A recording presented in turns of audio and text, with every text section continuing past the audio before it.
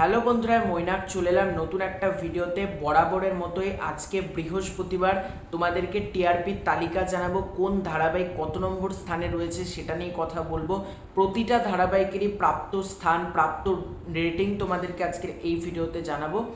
তার আগে ছোট্ট অনুরোধ করব, চ্যানেলে প্রথমবার হয়ে থাকলে চ্যানেলটাকে সাবস্ক্রাইব করে দিও। তোমাদের যদি ভিডিওটা ভালো লাগে ভিডিওতে একটা লাইক করো, কমেন্ট করো।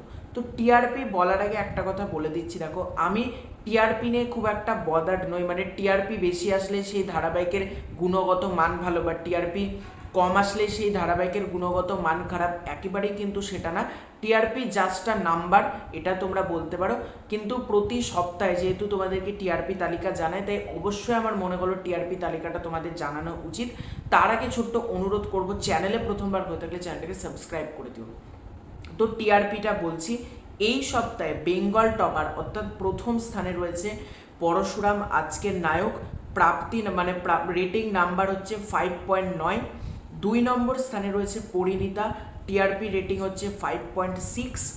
3 নম্বর স্থানে রয়েছে দুটো ধারাবাহিক, জোয়ার ভাটা এবং রাঙামতি তীরন্দাজ, দুটোরই টিআরপি 5.5।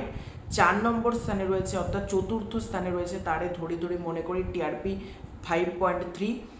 5 নম্বর স্থানে রয়েছে কুসুম ও প্রফেসর বিদ্যা ব্যানার্জি, দুটোই মানে 5-এ দুটো ধারাবাহিক রয়েছে এবং দুটোরই টিআরপি হচ্ছে 5.0।